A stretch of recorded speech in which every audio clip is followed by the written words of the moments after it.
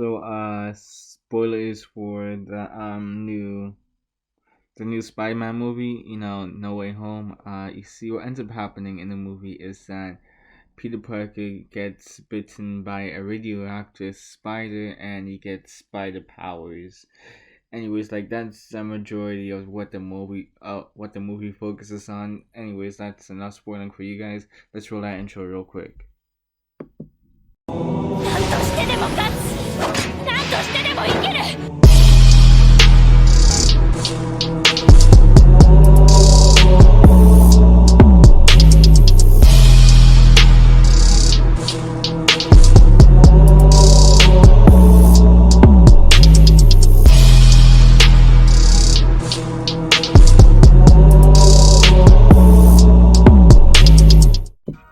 Anyways, with that huge spoiler out to the way, like we can just get on to like the main topic of the video, being like the rest of what if Issei was Beerus' reincarnation, and I would like to thank Neptune for helping out with basically just planning out how to end the series and how to kind of get it into light novels.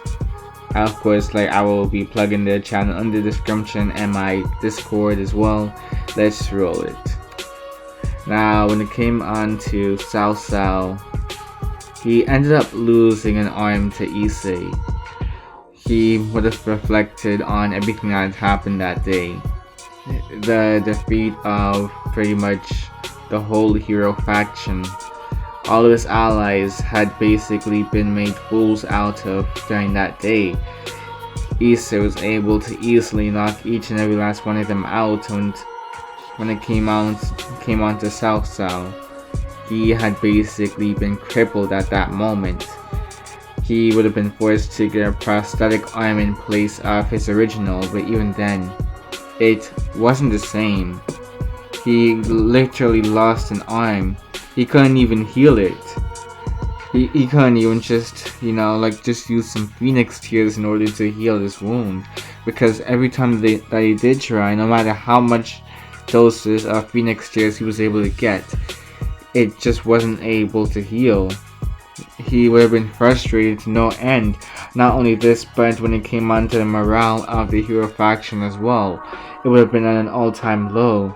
When it came on to Cao himself, this would have been the first time that he had felt actual fear. It would pain him to admit this, but when it came on to Issei Hyodo, he did kind of fear the boy. He feared the Red Dragon Emperor to an extent, but he refused to back down like this. The boy didn't even use his sacred gear when taking them down, for crying out loud though. It just made no sense to Cao. He refused to go down like this. He was one of the strongest humans after all. He wanted to show that the human race was not something to just be played around with, that they were a serious threat, that they would be able to genuinely be a threat to all of these different factions out there. But no, at the end of the day, they still ended up losing to the one known as Issei Hyodo, whatever he was a reincarnation of. It did not matter to Cao. He would refuse to go down. In an attempt to raise the morale of his team, Cao would block out the fear that he had been mustering for Issei for so long now. He would focus on getting his revenge this time. This time, he would have set up a mission for the members of the hero faction. This mission would revolve around them at least depowering the one known as Issei Hyodo, if possible, even kill him. But he would simply explain to his faction, to his allies, that this would be the last time they simply underestimated an opponent. When it came on to Issei, they drastically underestimated his strength. That was the reason for why they were able to lose so badly to him. But Cao would guarantee that this time around it would be different because of the fact that they had so much more knowledge about the boy now. They knew not to underestimate him. They knew to always be one step ahead if they wanted any chance at defeating this boy. He would have tried to have a raid on the Hyodo's house. The hero faction would raid Issei's home. They would have had hopes of actually doing a sneak attack on him, but unfortunately it would fail miserably. Issei would have recognized these guys and he would show no mercy this time around. He would have been able to destroy each and every last one of them. He would have snapped their necks. He would have kited some. He would have ended up ripping their hearts out. He would have been at the absolute most gruesome. They would have all been at his mercy during this time. He would kill many within the hero faction, but one of them would beg for their life. He would explain that they were all put up to this by Ophis, their hero faction member, who would explain that when it came on to the whole reason why they were even able to gather up like this was because of the fact that they ended up building ties with the one known as Ophis. By saying this, they were hoping for one or two options to happen. Either Issei would become fearful of the Ouroboros dragon, at least hearing the name of the infinite dragon god, or he would actually spare his life in order to extract information about Ophis and, of course, their location. For all they knew, they probably would want to fight the Ouroboros dragon. Issei wouldn't even know who Ophis was though. This would actually surprise the hero faction members.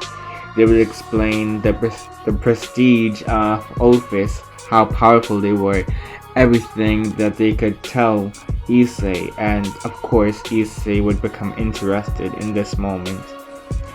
He would request for Ophis's location. Of course, the hero faction member would spill everything about the possible locations of Ophis, and he would snap their neck right after confirming her location, after he had finally found Ophis's final location, the exact location that she was in currently. Of course, he would have had no use for the hero faction member afterwards, and he would approach the dragon god. He would interrogate the ancient being about the whole ordeal with the hero faction. Ophis would simply explain that they only had one desire, their desire being to get rid of the Great Red. According to Ophis, they were apparently causing a disturbance within the dimension that they resided in. They had basically been kicked out of their own home. And Ophis decided to gather a group that would be capable of getting rid of the nuisance, but in the end it seemed that all of them failed. But by getting rid of the Great Red though, if somebody, whoever possibly was strong enough to get rid of the Great Red, well, Ophis would no longer have any need to be in this realm of existence. They would happily go back to the dimension to finally live in peace and silence for the rest of eternity. Issei wouldn't be aware of who the Great Red was though. Ophis would simply explain that they were exactly what the name entailed, a giant red dragon. And well, when it came onto the Great Red, he had what you could describe as a delinquent personality. Issei would be curious about one more thing though, regarding the Great Red. Issei would be curious as to whether the Great Red was strong or not. Ophis would explain that, of course, the Great Red was strong. He was probably one of the strongest, if not the strongest, beings within this universe. Issei would be interested now. he would be interested in fighting the Great Red. He wanted to test out this guy's strength for himself. Ophis would raise an eyebrow though, hearing this, until Issei powered up. Once Ophis was able to feel the power Issei was emitting, it would actually make them quiver in fear. Ophis would quickly compose himself though. Issei would ask for Ophis to take him to where the Great Red was, since he wanted to fight the being. He wanted to see what they looked like too. He wanted a good fight for once in this universe. Ophis would float up, grabbing Issei's shoulder, and they would teleport back to her home dimension.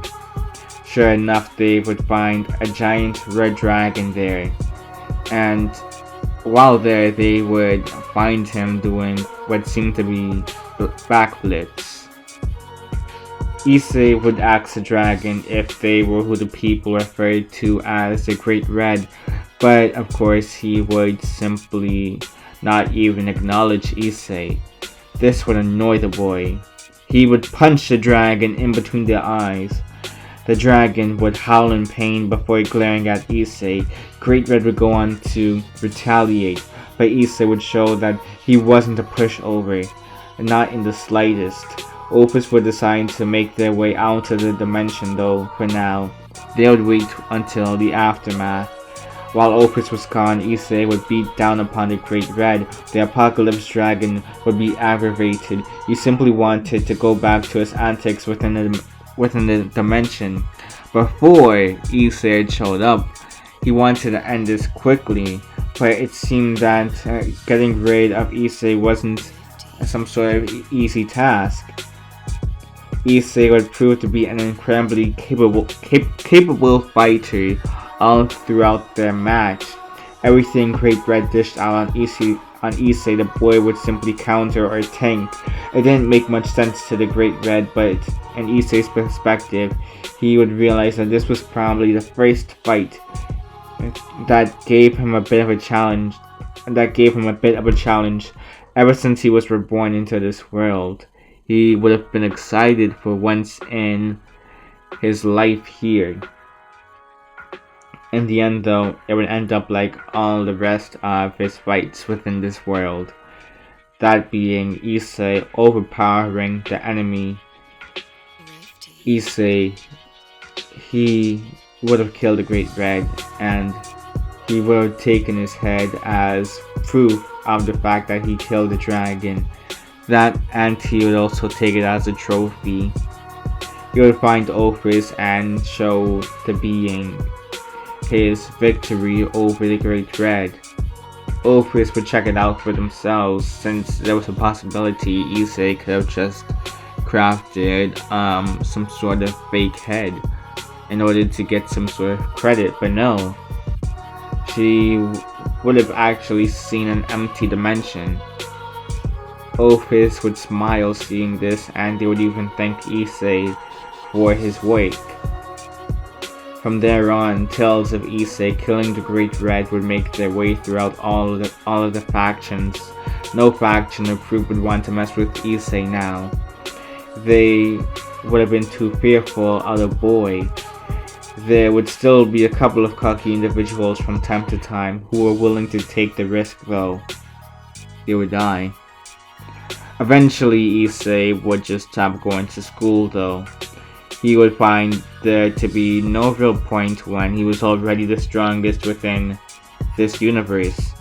That, and school didn't really offer him anything that could compare to his status within the underworld. Issei would use the extended free time to go on to train both his faction and Rias' own. Eventually, Ravel, Rias, and Grafia would approach Issei about something. They would offer Issei the opportunity to move out of his parents' house. That way they could actually bring him into some bigger space, because, well, let's face it, he was gathering a pretty large group now, and it seemed that he was only going to continue growing this group. It would make sense for him to move into a bigger space by now. With their connections, they would easily be able to find him a nice spot within the underworld. On top of that, Issei's victory over the Great Red would have been well known by this point, so of course trying to find somebody that would be willing to find Issei a place to live within the underworld would be quite easy. He had quite the reputation at this point. Issei would accept the offer and they would all move out from there. Within days, the group would be packing up their bags, and of course the three girls would confirm that they did find a new place for Issei. A week later, Issei would be enjoying his time within his new home. It was rather luxurious compared to how he used to live. It would actually remind him somewhat of how his life was as a god of destruction, how he had his own planet to just live in, just some peace and solitude. He did not necessarily mind that sort of living. With this sort of living that he had now, it wasn't the same as like when he was the god of destruction for Universe 7, but it was something. Rias and Akano, when it came on to those two, they would also stop going to the school after some time. They would admit to not seeing much benefit from it any longer. It would be better to continue building up their influence within the underworld after all, especially with them being trained by Issei. When it came on to Konako, they would have been more comfortable within their Nekomata form most of the time. She would have adjusted to acting more with her primal instincts than anything. She would still be able to hold normal conversations from time to time, but she would prefer to keep the chit-chat to a minimum. Kurika would still attempt to retrieve her sister, despite the warnings from Rally and the rumors about Issei killing the Great Red. No, not even rumors, because of the fact that he even brought the Great Red's head over to prove that he genuinely killed the being, and the fact that Ophis was no longer showing their face within these other realms either. That would especially confirm the fact that Issei did truly kill the Great Red. Kurika would expect for Issei to be a difficult opponent. Not even difficult, more like an impossible opponent if she ever had to face him in battle, which was why she would try sneaking in instead. She would be focusing her attention on only getting Konako and avoiding causing any sort of commotion. She would try to kidnap Konako, but she would end up failing miserably. The reason for this being due to the fact that Kurika wasn't expecting for her little sister to be so strong. Konako had become overwhelmingly stronger than Kurika during her time under Issei's tutelage. All of the commotion would disturb Issei though. He would find his way to Konako's room and request for her to bring him Kurika. He wanted to know more about this girl. She had a great amount of potential. He would be even more interested in her when finding out that she was apparently Konako's oldest sister. Issei would turn Kurika into another one of his pets in the end, and when it came on to Kiba, he would actually use Kurika as a sparring partner from time to time as well. She would help with him sharpening his swordsman skills after all. Kiba had, how do I say this, resignated or resigned himself into the role of Issei's sword, so to speak.